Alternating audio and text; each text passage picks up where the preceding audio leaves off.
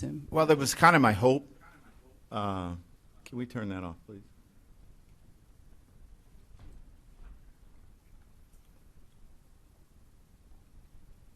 That it would work out this way. And I told him, someone said to me, Tomper said that he wanted to be pinch ran for his last at bat if he got on. And I said, no, I'm not going to do that. If the score stays 6-3, I'm going to put him at third base. And I went to him and told him that, and he said, one hitter only, please. And I was going to leave him out there for the second hitter, but he was like, he was excited, and it just worked out. And that sixth run was a big run because you worry about, if the tying run gets to the plate. So that home run that Hicks hit was a big hit. He seemed to really be soaking it in, enjoying it as the night went on. But did you notice anything different about him, about the emotions, trying to keep those emotions in check? I didn't. I thought he handled it extremely well. I didn't think that he was, he didn't show emotion. I'm sure there were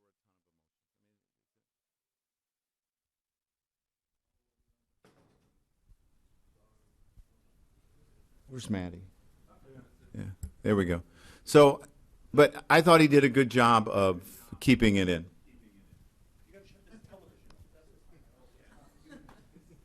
Yes. Anyone tall enough? Where's Dylan? Go ahead.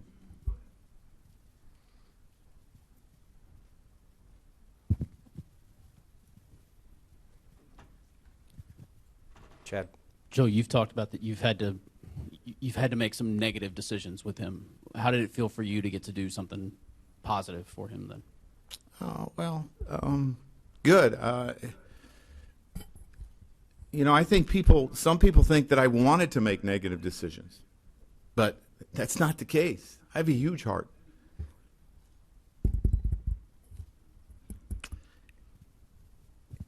And if this is the last time he plays,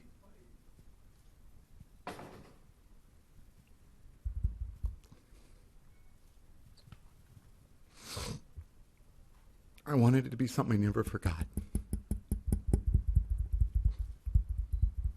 In the front and the middle. Yo, you do so many different things this week. How you can express yourself? How's emotional to see Alex Rodriguez going the last game today for him as a Yankee uniform? Well, I was really excited when he got the double and we tied it up. Obviously, I thought that was a huge hit, a really good at bat. But it's hard.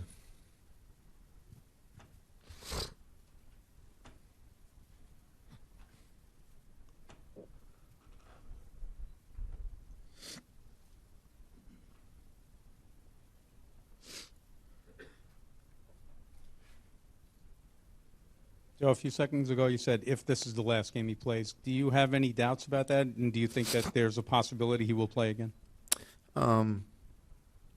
I think there's always a possibility, Wally.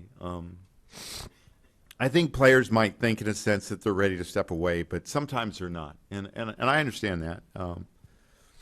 I know for a lot of players, they'll step away and then they'll say, you know what, I'm going to give it one more shot. So if that's what he wants to do, I think it's great.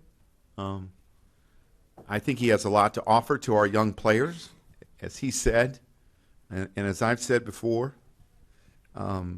He's been a shortstop. He's been a third baseman, and we have a really good stock of those guys in our organization. He has had to move positions. He has been a first-round pick where expectations were extremely high. He has been through controversy and has gotten back up and has always came back and played. I mean, there's a lot of do's and don'ts that I think that he can teach people. And I think he has a lot to offer. But I know how much he loves this game. And I know how much he loves working. He's a workaholic. Maybe sometimes to a detriment. where he wears himself out a little bit. But I know how much he loves putting on that uniform. I know how much he loves competing. I know how much he loves to play the game.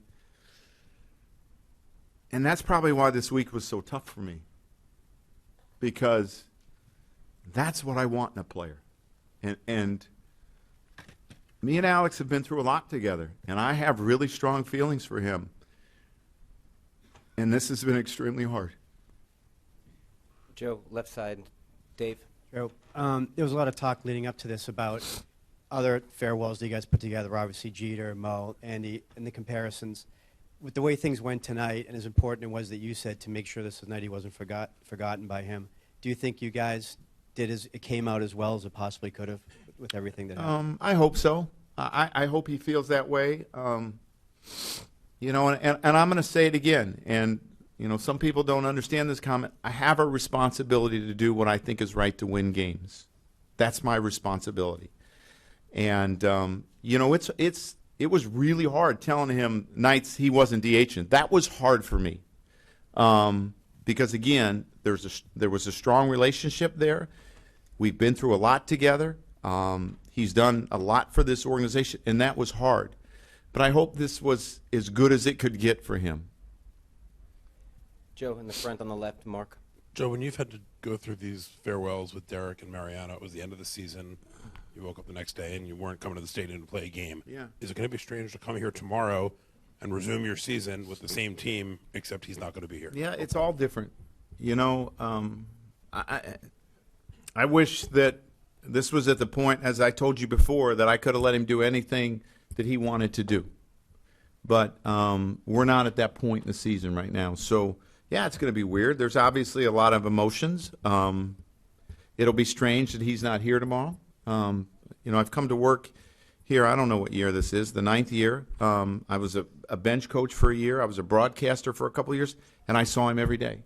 And it will be really different. A lot of times, like you said, you know, for like Georgie, when he retired, or Derek when he retired, the season was over, and you're used to not seeing him. You know, you're used to going to the park, or used to going home in the winters and not seeing people. But this will be.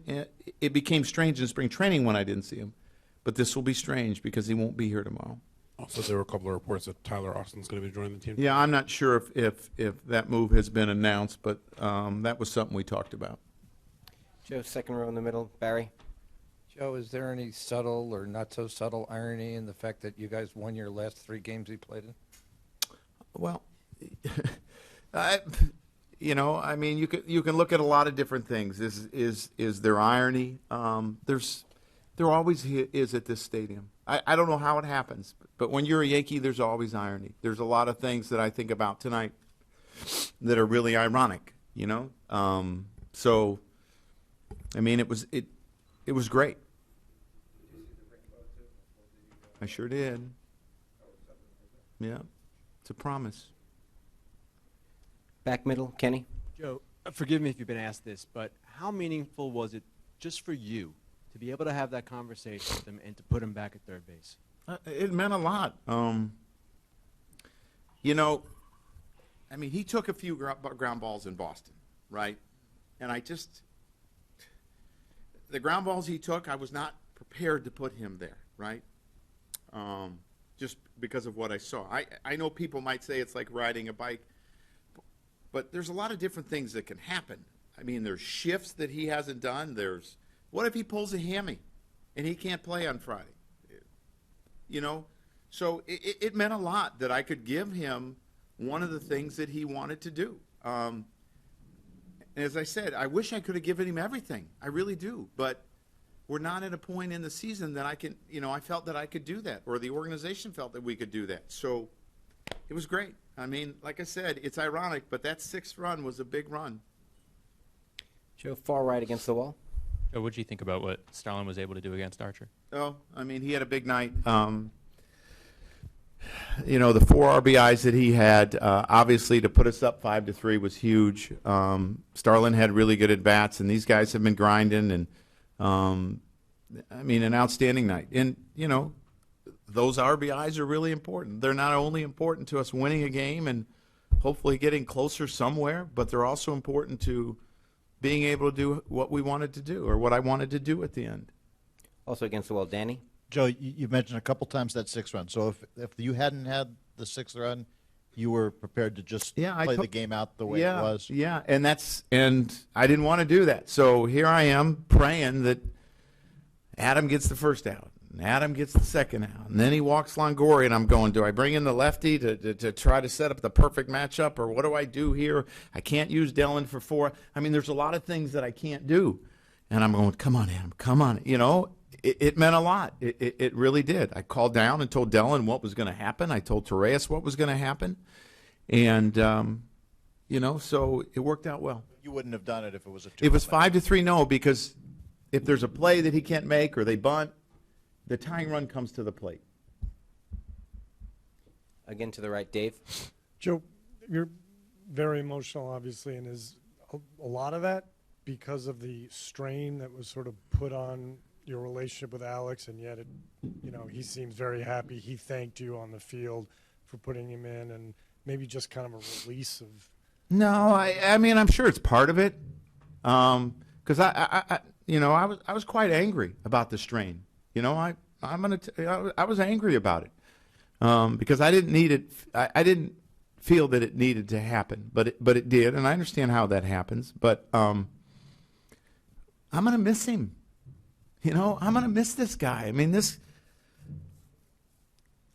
guy did a lot of great things. I mean, I got to see a lot of neat things, and he helped us win a lot of games. And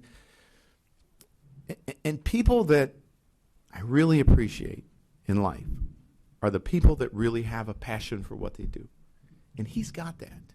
So, yeah, I know that sometimes I backed him, and maybe people thought, what are you doing? But I know how much he loves this game, and I feel for him that, he's not going out a champion. He's not going out on a 30-home run season. I mean, that's my wish for every player, that they get to go out the way they want. So there's a lot of different emotions that go into this, but I'm going to miss him. In the front, Ron, on the left. In looking at him in his totality, as you talk to your kids and family and explain him, how do you balance his greatness as a player, his passion and enthusiasm, with all the missteps he's made? We all make mistakes. All good people make bad decisions. That's the bottom line. None of us are immune to bad decisions. There's a lot of decisions that we wish we could, if we could do it over again, we would do it a different way. The big part about that is you own up to your mistakes, and you correct the mistakes that you make in life. And he has worked really hard at that a number of times, to try to get back and do the right thing. So, I mean, this is a guy that I tell my son, watch him hit, watch him swing, watch what he does. His mechanics are really, really good. Watch how he was a complete player. I talked to my son. You want complete players, and he was a complete player for a long, long time. I mean, this guy was a great defender. He was a great base runner. He knew how to play the game. He knew how to make adjustments. He knew how to hit for average power, everything. He knew how to move runners when he had to.